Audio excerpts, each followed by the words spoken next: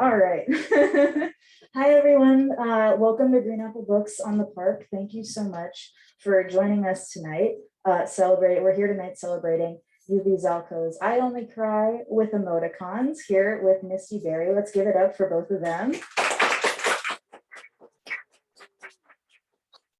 So you're in for a real special treat tonight with both of these two, and I'll get out of your hair shortly, but I did want to say hi and thank you.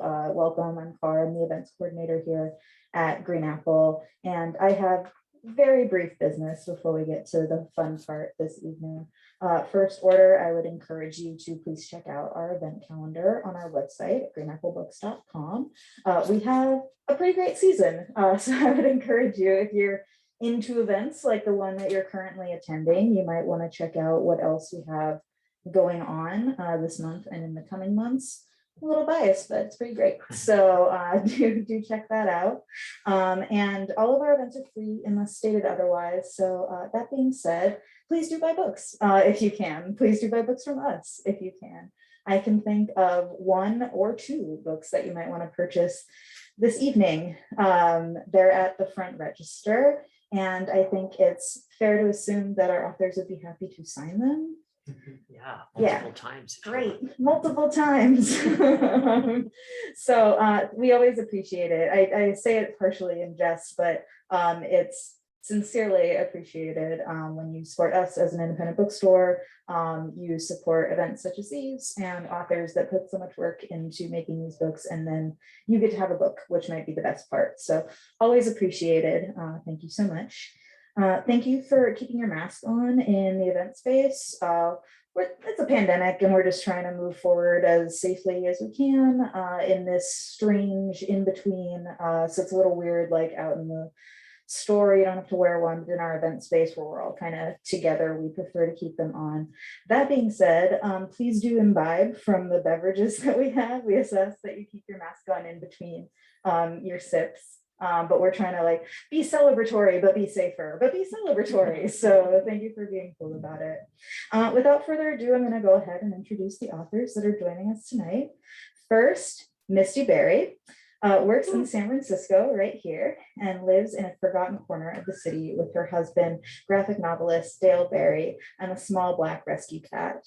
An active member of MWA, Sisters in Crime, and ITW, Misty serves on the board of her local Sisters in Crime chapter, Northern California, and has previously served on the board of the PSWA and Desert Sleuths chapter of Sin Sea. Misty is the editor and publisher of Low Down Dirty Vote, 3 volumes of short stories created to raise money for voting rights work. We do have, I think, one of the volumes here tonight, if you would like to purchase it.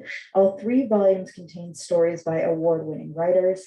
Misty's short stories have been published in EQMM, AHMM, and several crime fiction anthologies. Let's give it up for Misty Berry. And last but most certainly not least, Yuvi Zalkow is the author of the novel, A Brilliant Novel in the Works. His short stories have been published in Glimmer Train, Narrative Magazine, Carve Magazine, Rosebud, the Los Angeles Review, and others. He received an MFA from Antioch University. Yuvi also uses his poor drawing skills to make YouTube videos and mobile apps that ooze with his worries and anxiety.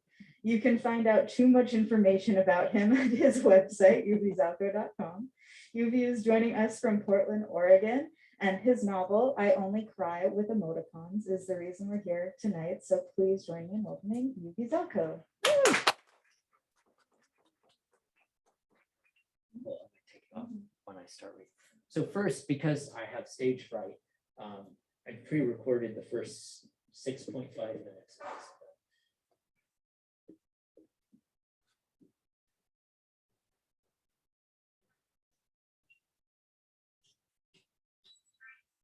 I've been freaking out about this for months, standing on stage and the anxiety and the dread and the despair I have felt over these past few months.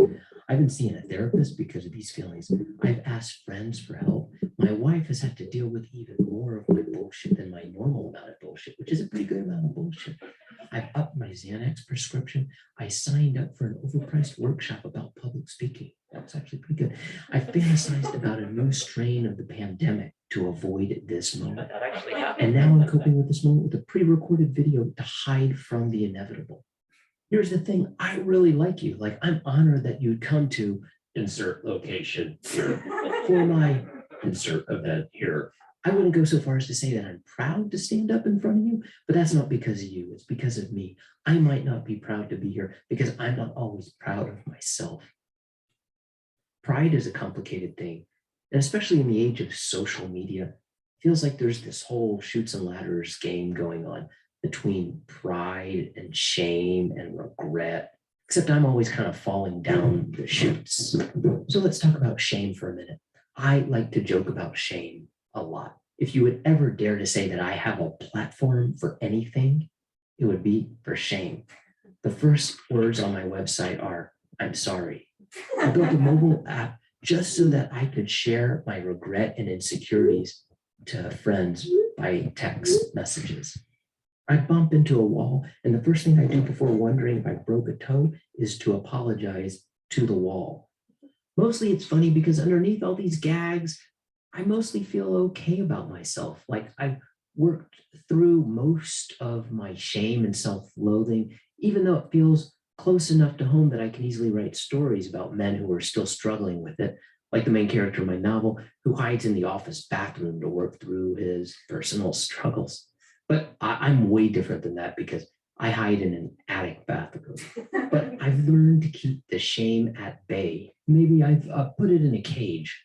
But when I feel like I'm being judged in front of an audience, even a supportive audience like you all here at insert location here, the shame is capable of breaking out of this cage, ripping through my bloodstream, blowing right into my heart. 10 years ago, I stood in front of hundreds of people at Powell's Book and shared in the joy of my debut novel. This was a dream of mine, to be at one of the fabulous Portland bookstores reading from my book. I honestly can't remember the event so well. I was just so nervous being on stage. I just really did not take in the moment. And it makes me think about a good friend of mine, Stephen Allred. When his first book came out, I remember how he stood on stage and smiled with glee at the audience. He stared at the audience for maybe 20, 30, 40 seconds, just taking it in, just giddy about this moment. My first thought was, that asshole. Because I was so jealous. Like, how is he able to do that? To just appreciate this moment that I really want to appreciate too, but can't. Anyway, now it's 10 years later. I can proudly say that I can share with the world my 7th book. Wait a minute, what? I'm being told that this is just my 2nd book. Anyway, I would still like to say that things are a bit better in this realm of taking in the good and not dwelling on the bad. Maybe this is because I'm just getting older. Maybe taking care of a kid has allowed me not to worry so much about my own crap. Or maybe because I can write stories about very similar schmoes working through their almost the same but slightly different crap. And unfortunately, because things are so fucked up all around the world, it also puts my crap in perspective. But sometimes my shame can't be put in perspective. I mean, it took me over enough over these months to actually, at some points, want the pandemic to get worse. Ugh, gross. That's pretty awful. Anyway, so about my bookie thing that's coming out, let's talk about it for a second. I didn't specifically write a book about shame or dread or anxiety, but I did write about humility and about how messy it is the way we communicate with people online and offline, and about how one awkward schmo might learn how to form real bonds with real people online and off. If things go okay today and I'm able to continue to stand up and remain conscious, then you might hear a few pages about this character. But at the moment, I'm worried about the character behind the character because I am just seconds away from having to speak with you, like in real life, like with pants on, probably. No hiding in my attic recording this well in advance of the event while lying on the floor. And I'm trying to remind myself to keep cool. If I try to tie this up in a pretty little bow, we'll all know it's bullshit. I don't know how to tie things up in pretty bows. So let me just admit that I am scared as shit right now, but I also want to be here with you for this insert event here, At this amazing, insert location here. I want to share this with you. You in the front row, you in the back row, you in the background only half listening. I want to make a connection, even if I'm kind of scared as hell about it. You know, I don't want to be bursting with shame and dread and regret, but I also don't want to be hiding my shame in a cage, actually. Maybe there's something more accepting than just a cage. Like maybe I'll let the shame roam around here in the audience, but not let it ooze into me or you or anybody else. Maybe I can just rise above this whole low self-esteem, shame bullshit I've been carrying around all these decades. And I can just appreciate this human connection that is scary as hell, but also kind of necessary for me, for you, for us. Thank you.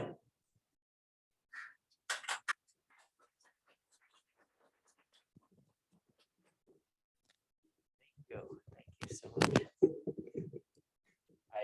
My biggest apology for tonight is that that picture didn't represent Green Apple on 9th Avenue.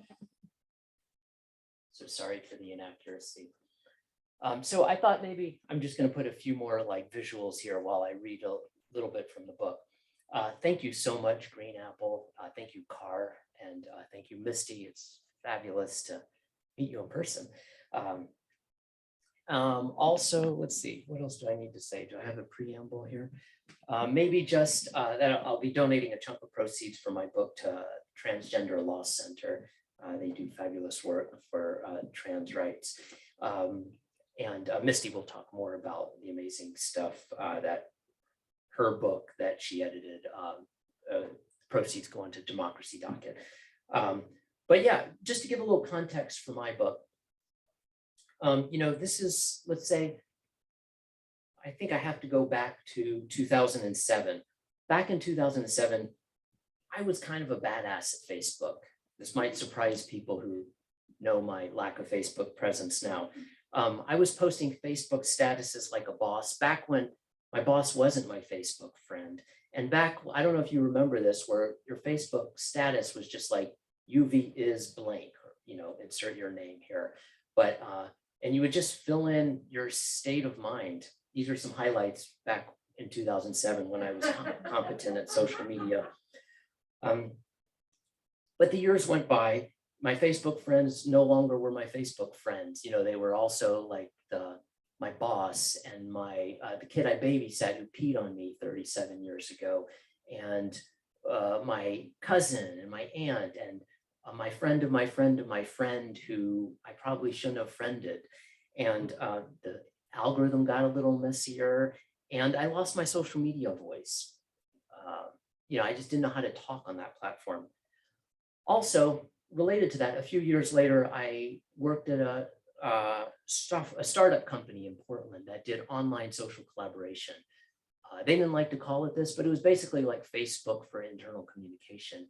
And I was thinking, it kind of messed with my head, you know, when you start getting likes, and we had a gamification system there. So if you got points, if you got more likes, and it just kind of screwed me up. And I started thinking a lot about how we communicate online with our 37 devices and 140 apps that we use to communicate. Some ways are amazing, some not so amazing. And now I'll just read from the beginning of the book. The book basically I wrote thinking about those things. Drop those. My boss tells me it's embarrassing that I've been here for 6 years and I'm still at goldfish status. Ever since we installed the gamification plugins, he knows exactly how many likes I've gotten from coworkers, exactly how many comments I've made, exactly how many virtual pints of beer I've received. He even knows how many animated cat GIFs I've GIFed, which is 0. We get points assigned to these various activities and are assigned a status level based on our points. I'm a goldfish, even though some 6-monthers have already leveled up to penguin. My boss, he's a blue whale. He tells me this morning that I need to mention more people in my posts. The chief technical officer needs to know what I'm up to. People need more visibility into what I'm doing. But what I'm doing a lot of the time is hiding in the bathroom and writing stories about my dead grandfather and failing to mention the people I especially don't want to @mention because I'm all @mentioned out. Look, Collaboration Hub is not a bad place to work. They're good people. The online collaboration software they make is a good product. They give my family, or at least me and my boy, good health insurance. It's really true that they take collaboration to the next level, trademark. But I don't want to collaborate at this level or the next one. When I get back to my desk, I see that I have some private Collab Hub messages waiting for me at my laptop. They're from Anne, my coworker, who has dedicated too many office hours trying to save my floundering life. She says she'd be happy to set up a personal profile for me, either on OkCupid or just on our internal dating group. At Collaboration Hub, we use our own software to collaborate with each other, and we have over 4,000 social groups, which is pretty impressive and pretty horrifying for a company of 321 employees. Anne sits at the desk next to me. She looks so focused at her two 25-inch monitors, like she is doing nothing but serious work. There's a desert rose cactus between us, sitting on her desk that she overwaters. She claims it has beautiful flower, but I've never seen one. We've moved beyond cubicles around here. Cubicles are so 20 years ago. Here we just have these big ugly slabs of pressed wood pressed up against each other, making little islands of desks, about 4 together at a time. Anne is on my desert island. I lean over and talk to Anne old school with my actual mouth. Just what I need, I say to her, to date an effective collaborator at the next level. She whispers to me over the cactus, I can @mention you in the singles group or the just for fun group or the divorcee group. I remind Anne again that I'm not officially divorced. She says she's even willing to @mention me in the semi-safe for work kinky group and pet lovers and lonely guys. I hate pets, I tell her. She gets up and walks right next to me. I can smell her perfume, some kind of flower that my wife and probably my son could identify instantly. Saul, it's been 2 years since she left you. Divorced or not, y'all are done for. So, quick interruption. Have you heard the expression the autobiographical fallacy? Like where you kind of just assume everything people write into fiction is true. And you can do that with a lot of this book. Like I did write a lot of this in the bathroom stall of that day job, but this guy's marriage is falling apart. And that's not true in my real life. My fabulous wife is here, Sherry, and we're very happy, correct? Nice. So thank you, Sherry. My kid Jan is here, who's had to tolerate 2 of these. So nice. All right. And thank you, Catherine, Mitch, and Eli. I love Lulu. Sorry, but we're staying at their house. Okay, let's get back to the fucking thing. Anne says, Saul, it's been 2 years since she left you. Divorced or not, y'all are done for. Anne's Southern accent comes out when she's frustrated with me. It's comforting, her accent, even though I know it came along with some history of abuse and collard greens. I also grew up in the South, but living in the suburbs of Atlanta with Jewish parents threw off the accent. Anne makes it seem like 2 years is a long time, but it doesn't feel so long to me. Some days I still unthinkingly drive home to what is now my ex's house. I'm trying to finish my novel, I tell Anne. She takes a deep breath and then sighs. I love my friend. When she's exasperated, she exasperates. Anne thinks I'm wasting my time with my book. She likes to remind me that I've been working on this stupid book longer than my boy has been alive. I regret confessing that detail to her. My debut novel was published to a lukewarm audience 10 years ago, and the audience is not even luke cold at this point. This book is toxic to you, she says. I see it on your face. I take a selfie with my iPhone and look at it and delete it before it syncs with the cloud. She's right. I need to finish the book before my father dies, I say. He's the only one still alive. I need to finish telling our story. So whose story is it exactly? Anne says to me.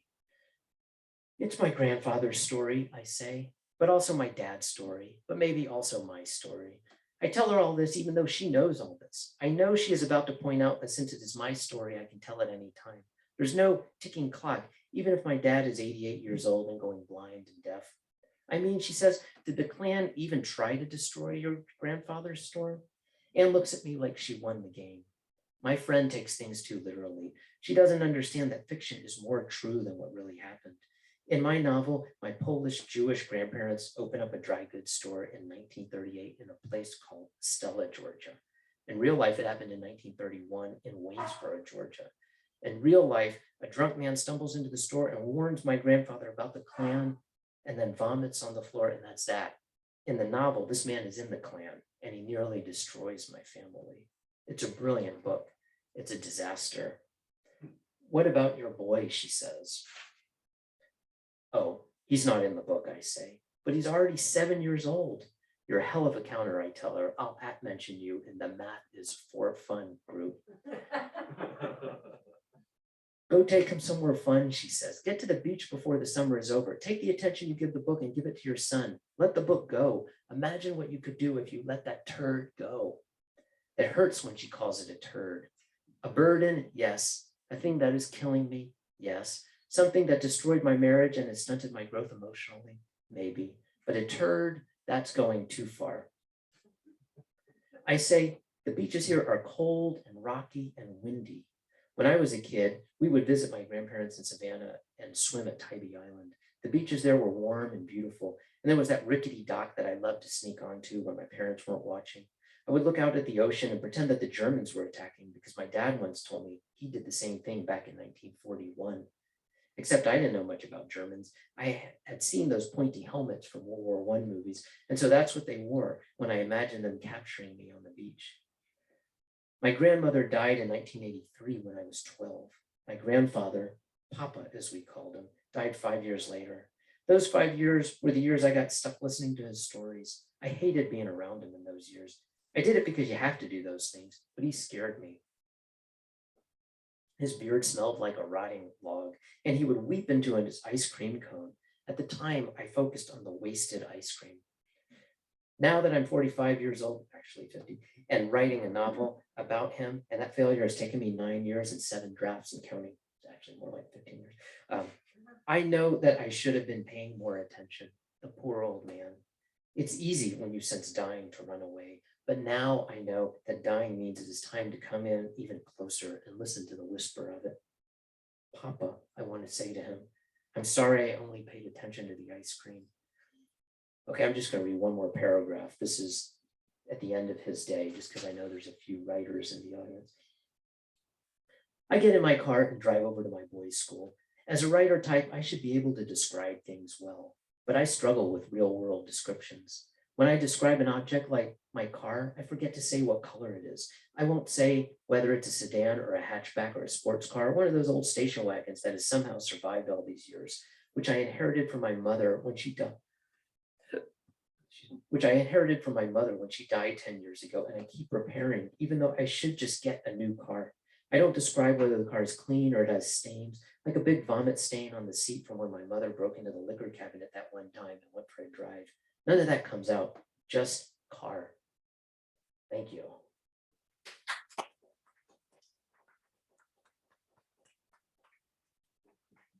I'm thrilled to introduce Misty Berry. Actually, I don't have a proper introduction, except I did know Misty first as this badass, is it legal to say badass? Is that badass technical writer who did developer documentation. And then I found out you're a badass crime fiction writer and a badass editor. So I'm excited to hear about any number of those things.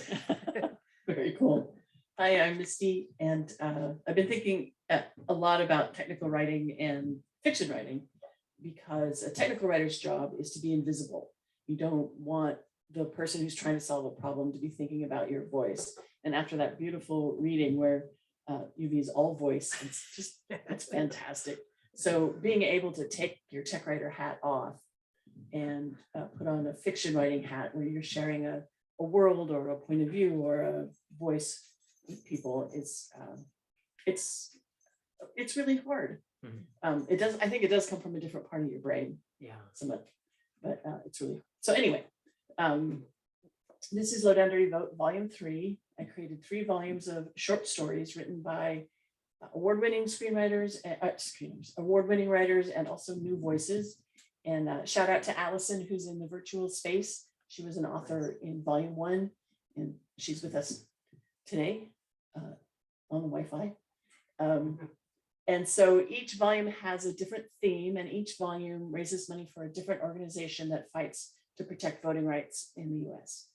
And the first volume, we went with the ACLU. The second volume, we went with Southern Poverty Law Center. And this third volume, which you can buy here, is supporting Democracy Docket. And if you haven't heard of that, Mark Elias is a lawyer who worked on a ton of those 60 suits that defended the outcome of the 2020 election. And so we're raising money for them. And one logical question to ask is, why Misty? Why don't you just donate to causes? What's all this with the stories? Well, I happen to know quite a few really talented crime writers, and I love the short story form. I'm also trying to be a novelist. I'm not published with any novels yet, but I've had my short stories published. But I love the short story form. And I thought, wouldn't it be great if we put all of these stories, all of these visions of what our future shouldn't be or what our future could be, if we focused a little bit on certain problems right now and put those out into the world and let those things create the money that we then give to the cause. And so it felt like a twofer. And that's the nice story, and it's true. But the real story is that I was sitting with my husband at a cafe once, and I was really depressed about a certain election outcome. And the phrase "low down dirty vote" literally popped into my head. And I am deaf on titles, but this phrase popped into my head. And I'm like, that's what it feels like. You know, the democracy we learn about in school is all dirty and muddy right now, and I don't like that. So I married that with my crime fiction and my crime fiction friends dragging, kicking and screaming in. And this story has, this volume has great stories just like the other ones. So if it's okay with you, I'm just going to read a short excerpt from the very last story. And I want to share it because it's written in second person. Do people know what second person is? Yeah, so, and it's really hard to tell a story that way. But this guy, Travis Richardson, very sweet man from Oklahoma who lives in LA now, he can tell almost any story in second person. I'm like, oh man. So I'm going to read this opening to you now.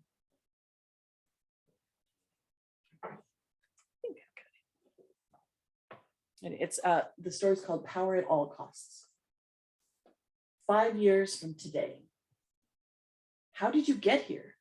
That is a question you've been asking yourself nonstop for the past year and a half as your finger hovers over the button, a comically red button with disastrous consequences. You've been the president of the United States for 22 months, 13 days, and 3 hours, the commander-in-chief of what is left of this once beautiful country. A rebellion has occurred by those damn libs, the bane of your existence, bane of every red-blooded real American. Now you sit in the Situation Room with generals, those who have remained, and the political hacks who made this whole shit show happen. The bastards who encouraged you to run for office and promoted you to the top. They billed you as America's last great white hope. Now they tell you to push the button, Madam President. They want you to use the nuclear option, the real one, with radiation. You pull your hand back, running your fingers through your perfectly styled dyed blonde hair. In these trying times, you still have a hairdresser on staff. Looks equal power, especially for women in this messed up world of spectacle over substance. You're a conservative darling, with well-educated, beautiful, and willing to spout toxic rhetoric at rallies to whip morons up into a frenzy. The feeling you get on the stage is exhilarating. There's no drug in the world that can give you that charge, except for sitting in the Oval Office behind the Resolute desk. But none of this answers the burning question: how did you get here with your finger one push away from wiping out half of the US population? I'm going to stop reading there.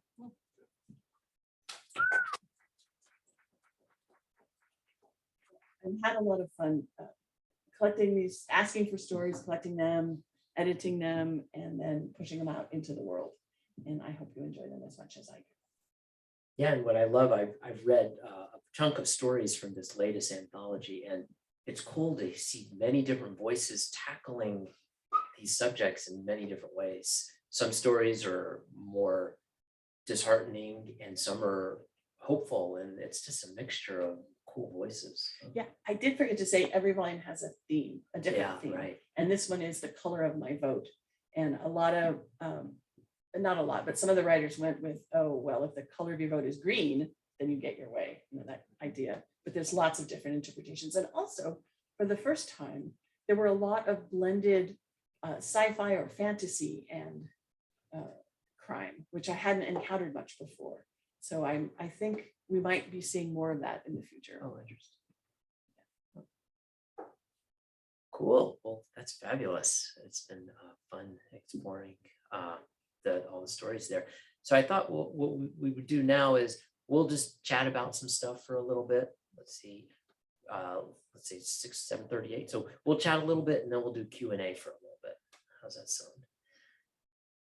Yeah. So well, one thing, you know, there's a few angles of things I kind of thought would be fun to talk about, but one is we're both in the tech world by day, and then we do creative stuff outside of those hours. And so I'm just kind of curious, like, how do you manage those different headspaces, like technical writing versus creative writing, for lack of a better word? Yeah, well, I manage it pretty badly. No. So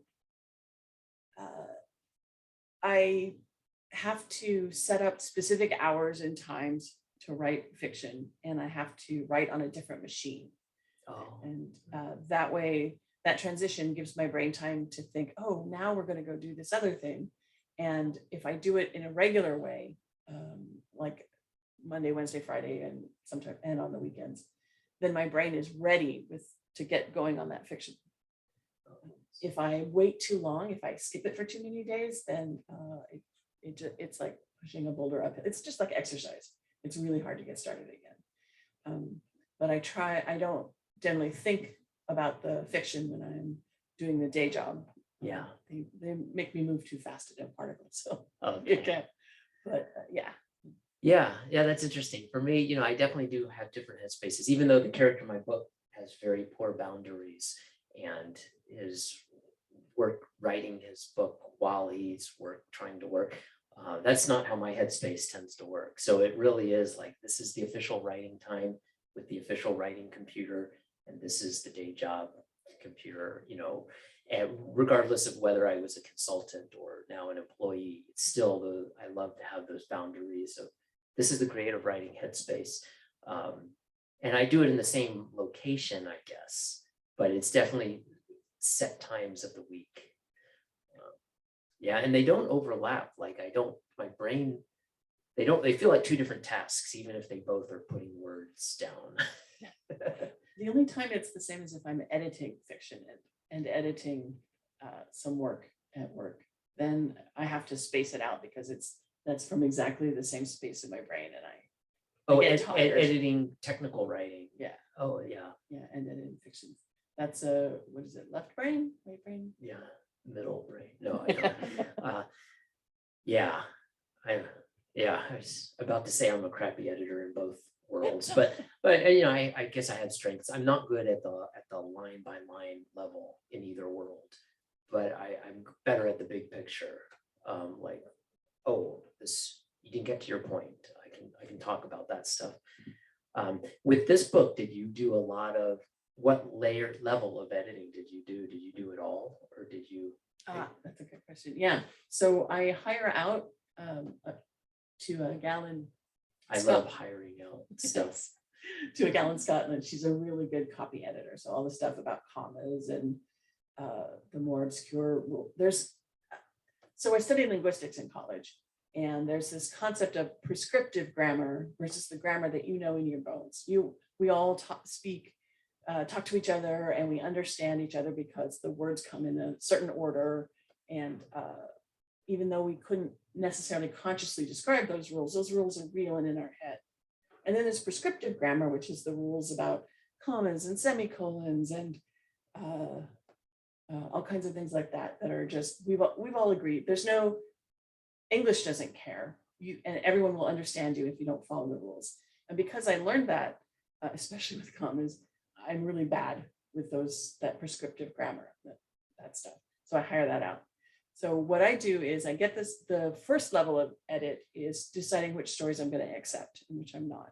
And I don't accept a story only if it's perfect, but I accept a story if the voice speaks to me, if the point of view is different, if they're doing something I haven't seen before. And so that's the first level of edit. Then the next is a developmental edit. And with this volume, I had to do very little developmental editing on very few of the stories. There were some where people were writing in a tradition other than American English. So it was really challenging. I was afraid that if I edited too much, I would ruin the voice. And so I just had to really check my stuff and say, is this something you want the writer to change because that's how you write? Or is this something you need the writer to change because the audience won't understand the story? And so I had to do that with a couple of them. I love that developmental edit is something I learned that term, with the novels I've done. And I love that phase after the first week of where I think I'm going to have to give up on writing. So like with both of the books I've had out, there was a period where the publisher wanted something big, like with my first book, I remember they said the ending doesn't work. I was like, oh, cool. What, the last page or 2 pages? And they're like, no, the last 100 pages of this 220 page book. And so I spend a few days like just freaking out, like, why the hell am I doing this? And Sherry has to tolerate me, even lower self-esteem than my usual. And then after about a week of hating myself and thinking I can't do it, then I love it. Like, it's so exciting to think about how to retell the story. I think that happened with the other book, maybe not as the new book, just not as drastically, but it was too technical. Like I went all in on the technical stuff. I don't know why, but I had too much code in there, and they were like, "You have got to pull back on that shit." But it's kind of fun to figure out, like, what is the audience gonna tolerate or enjoy. So anyway, all that to say, I love that big picture developmental stuff. And then at the point of the commas, I get a little foggy because, especially with creative writing, where you don't always want to follow those exact rules, depending on what you intend and how you want it to feel. Especially, I do a lot of like more stream of consciousness stuff, so you're always breaking the rules, and then you have to figure out anyway, that's a trickier part. But all that to say, developmental edits are fun. There's one other thing. What was the other thing? Well, here's another thing I've just been learning, because my writing has always fit in the boring category of literary fiction, which I don't like that term at all. And then since you've been in crime and also thriller, right? How do you like or dislike, or how do you approach genre, the concept of genres, and how do you deal with that? Yeah. So in my heart, I have a giant soapbox. Nice. That's a great line. That's a good first line to a story. And I climb up on that soapbox and I'm like, genres only exist because that makes it easier for Amazon to sell books. And it makes me really cranky and I hate it. And that's not 100% true, but it's, I don't know, maybe 20, 30% true.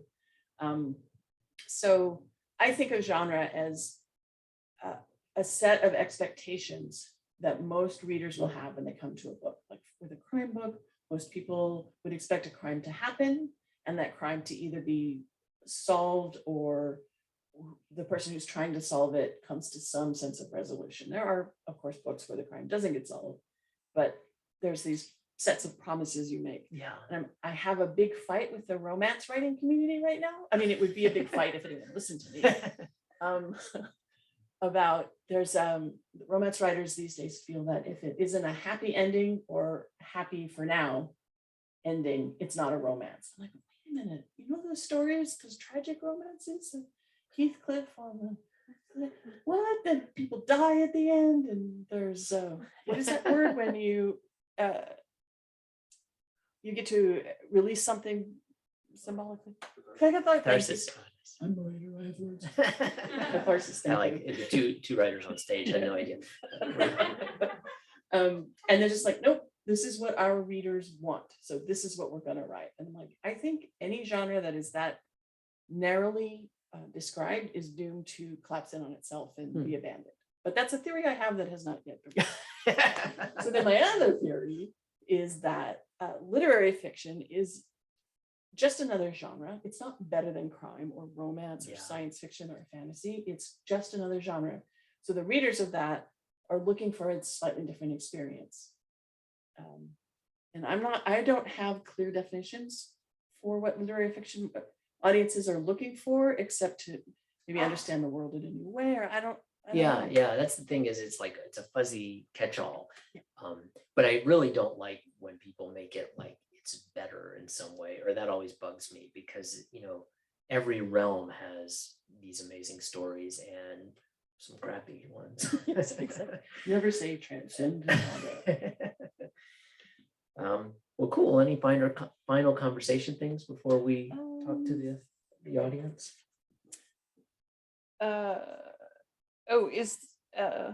This is just a fun question. Is there anything that you hate to write? I hate to write the thing that someone tells me I need to write. And that really messes me up. Like whenever like a friend who's like, I'm editing this new anthology and I want you to be in it, write about turnips. All of a sudden, like for the next year, I can't write anything about turnips. So I have to, since I always have to back into writing, like I have to trick myself into creative writing of things. And so once I'm aware that I need to do this, it breaks for me. So I'm pretty open to writing different things as long as I have the false impression that I can stop and start at any time and no one's telling me what to do. I think a lot of writers might have that because when I invited people, I had open calls, so anyone could submit a story, but to the people I invited specifically, I'm like, feel free to take this theme and interpret it as broadly or as narrowly as you wish. I love it when writers experiment. Try something you've never done before if you want, and maybe that feed them up. Yeah, because I got really good. I was impressed. Like when I first read that, like I started reading this latest anthology without knowing I have a bad habit of just opening books in the middle and just going around, and then read the introduction. So I didn't know there was an actual theme. And I was just so impressed because I saw the theme come out as I was reading, just like they are actually talking about voting and these issues. But yeah, it's cool that they rose to that challenge. You know what, that reminds me of one thing I wanted to say about literary versus other genres. For decades, people writing not in literary fiction, but in other genres are told, don't talk about politics. Yeah. And don't talk about religion because you can't entertain people. That your job is to entertain. I'm like, okay, my job is to entertain, but my job is also to try to make someone think or say something that makes someone respond to me and tell me I'm wrong, so I learn. And I think literary fiction is given license to write about whatever the heck you want. I see. Yeah, and that is interesting because those hit at some, many levels of the political landscape. Ooh. I was actually hoping someone would send me one that was like pro Republican or pro red state, and I didn't get one. Yeah. If they told the story well, I would have published it. Yeah. Yeah. Ooh, that's opened up a big matzo ball of topics that maybe I'm not going to mention here. But well, great. Well, super fun chatting with you in person. But yeah, any questions from our fabulous audience there? Yeah, Catherine in the back. Oh.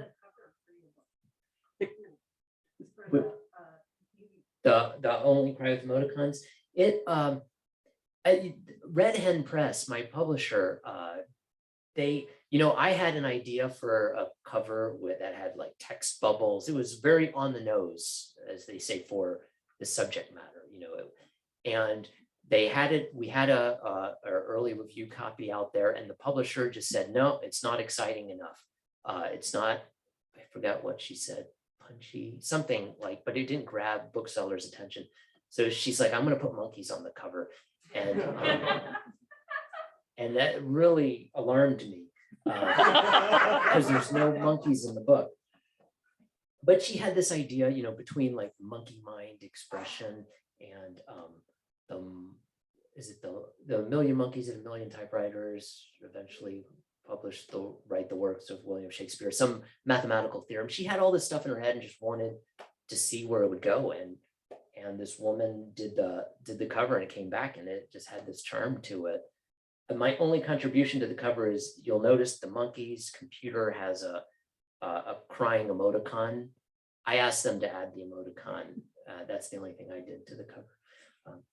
But yeah, you have a cool cover too. I was kind of curious how you came to that. This is the second and third volume have the same cover artist, a gal named Devin McConaughey. She's the daughter of Anne Parker, who contributed to all 3 volumes. Oh, nice. But she's a really good artist. She can do more realistic stuff, and this is abstract. And the funny story, if you see these figures are on a treadmill, and some of them get to go through the nice door, and some of them get dumped into space. And she originally had just put these guys in as placeholders and was going to develop them into more realistic looking people. I'm like, that looks like a Saul Bass, like the poster for Vertigo, that style. Can we keep them that way? Would that be bad? Would that be wrong? So we kept them. I love that kind of detail. Lulu, sorry. Was it more like about racism or voter suppression originally? Was that your original idea? Or was it more about like Democrats or Republicans? That's a great question. Was it more about oppressing votes based on racism, or more about Democrat versus Republican? The first one was more sort of about just taking the voice away from people and not really thinking that much about color. But this one is very explicitly, there's stories about race. There's also stories about dogs and cats not having their voice, which was not meant in a disrespectful way at all. And then there's people not getting their voice because of corruption. So it's not specifically Democrat versus Republican, even in this one, although that last story, you can probably tell the person who's doing the talking is very much like the politician Elise Stefanik. But that's a great question. Yeah. Yeah. Are there any authors of color in the book? There are.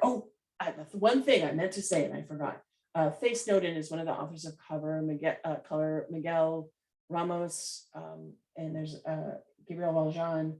Faye Snowden contributed a story to the second volume, and that story was picked up and put in America's Best short crime fiction anthology. And she's a beautiful, you can really tell she reads poetry and is just a lovely writer. And she's in second and the third volumes. She's one of our writers of color. The first volume didn't have any because I was so shy. I was afraid to ask anyone to contribute to my dumb little idea. So I went with people I knew really well, and they all happened to be white. But we fixed that for the second and third volume. Nice. Oh, there's behind you, Kristen. I started my third book before my second book, so I'm about 15 years in. The book that this guy is that's destroying his life is the book I was truly writing before this book popped out of me. This was supposed to be just a rebound writing to deal with the struggle for that book. I'm back on that book. It's a historical fiction that takes place in 1930s, rural Georgia. Immigrant story. So I'm back at that, at least for now. Somehow the issues of 1930s at that time and place for minorities resonates today, unfortunately, in a way that maybe more than 10 years ago, at least in my head, it does. Yeah. Oh, it's fabulous to see you.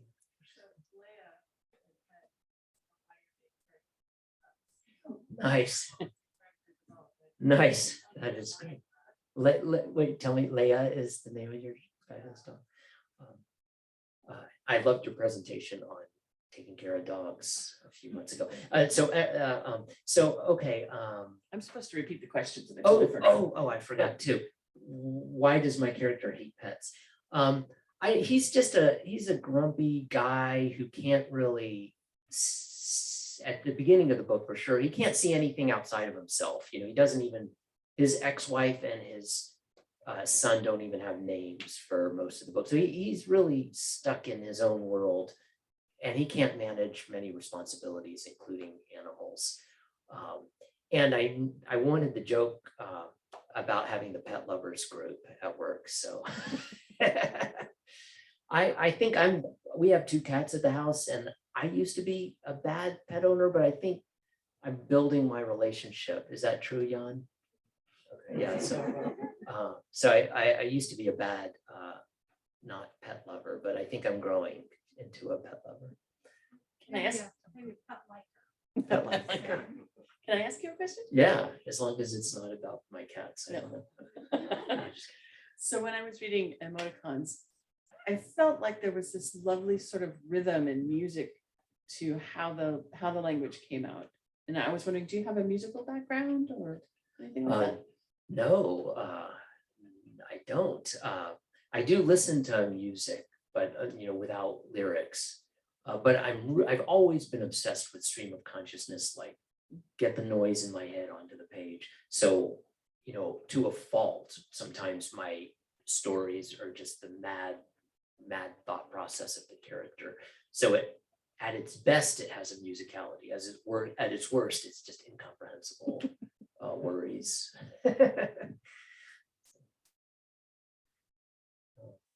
Yeah, Sherry. How is it for you to like end the book and kind of leave those characters? Oh. Wow. Yeah, it's great. She always gets me to cry at the end of each session because she says it sells more books. It is kind of sad to say goodbye to them. I don't know if it's like, there's certain phases, like when you finish the draft sometimes, but sometimes it's hard. And then coming back to the book, like, I signed the contract for this book 2.5 years before it came out. So it was hard to re-engage. Like at first I'm like, I don't want to talk about these people anymore. And then you get back into it, but it's hard. Like that relationship comes and goes. It's like a friendship that you have to reconnect with or something. Yeah. Just with like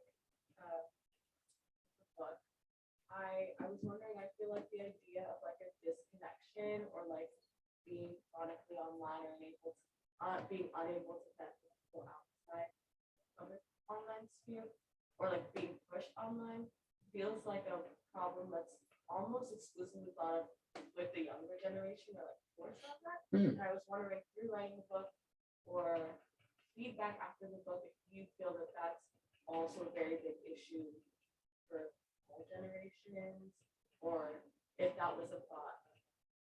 Yeah, well, that's a really interesting question. So let me see if I can characterize it because I'm supposed to repeat. But so you're saying like, because some of these issues with being online and on devices is maybe traditionally more considered an issue with the younger generation. As I'm writing this, did I have to think about like, maybe is this about all generations? That's a really interesting question. Being in tech, I think, Misty, you might also notice like being in tech, maybe even at many different age levels, you might be more connected than the average person. So maybe I've always been a little more connected to tech. But I think you're right that it's like different for different generations and how it impacts people. Even seeing that like Facebook is more of a thing if you're this age and older, excuse me. So I think, but the younger generation maybe isn't really into Facebook and the way they interact is different. So I bet the nature of it is different at the different age groups. But one thing I've noticed is that it impacts many age groups in slightly different ways. I happen to be obsessed with like one aspect of it, but what was tricky about this book is every year that went by, I would have to update it because things are changing. And then I'm like, do I have to take into account smartwatches and virtual reality, and that the kids now, are touching things in a different way than the older. So I bet that's a roundabout way of saying, I bet it affects ages very differently, but it impacts a broad range of people, I notice, in different ways. Just even the way my mom texts me in her 80s versus my 13-year-old, very different ways. My 13-year-old has fewer spelling errors, so they're a very good speller. Okay, yeah, but that's a great question. How long we have time? Maybe we'll do a few more questions. Not forcing anyone, but come up with something brilliant if you don't mind. Make us look good. Yeah. What's next on the drawing board or the word process? Yeah. Do you want to go first and then I'll go second? Sure. So right now I'm working on my first historical crime fiction, and it's set in Hilo, Hawaii in 1938, which was the year they had this thing called the Hilo Massacre. No one was killed, but it was a big labor riot. And in real life, my mom was born there. She came back to the States right after, but so that time and place has always been this sort of like family legend for us. So I'm exploring it. Wow, that's interesting. To copy you, my work in progress also takes place in 1938. We must be onto something. Yeah, it's much easier to write about 1938 than 1937 or 39. But it takes place in rural Georgia, and so it is my dad's parents' like immigrant story that I'm fictionalizing. And I just kind of wanted to just picture the things that were going on in that time and place. It seemed interesting. Are you finding lots of parallels with our current times? Yeah, eerily. When I was working on it in 2015, I kind of was stuck, and that's where I wrote this book. And now it feels to resonate more than it did. So I'm so bummed. Yes. Do either of you think about putting an audio option with the books that you put out? So the question is, do either of us consider an audiobook option? And I'll say I don't, only because I published this myself, and I haven't gotten there yet. And I can't figure out how to read all these different, how to present all these different short stories without going broke. Yeah, I listen to audiobooks more than I read sometimes these days because of headaches and a few other issues. And so I was excited that they did get an audiobook for my book. I was nervous because, I only picture it, like it's hard to imagine anyone other than me rambling through this stuff. And I listened to a few minutes of it and I liked it okay, but I had to stop because I'm like, I spent too many years with this voice in my head. I can't judge it. And I don't want to dwell on it too, but I was happy that they found an audiobook option for it. Well, maybe we'll do one last question if you want. This is a very special question that I'll explain later if a non-family member asks it. So I just want you to know that this last question might be rewarded in some way. Hold me back. Yeah. Oh, sorry. You could have a second question, a final question. Lulu. What was your inspiration for writing? Oh, the inspiration. Really, there's a scene that I read today where the character, the guy's friend named Anne, when he's explaining the book he's writing, she says, "This book sounds toxic to you."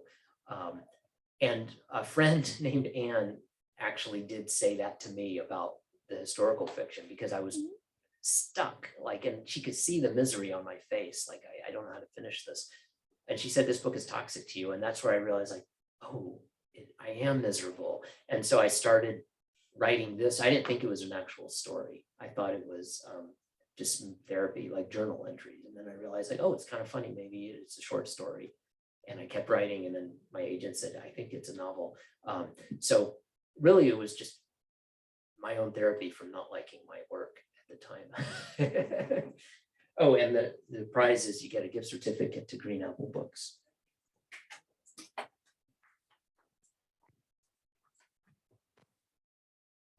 All right, well, thank you everyone for coming. Thank you, Green Apple. Cara is going to explain what happens next, I think. First, we're gonna give it up one more time for Yuvi and Misty.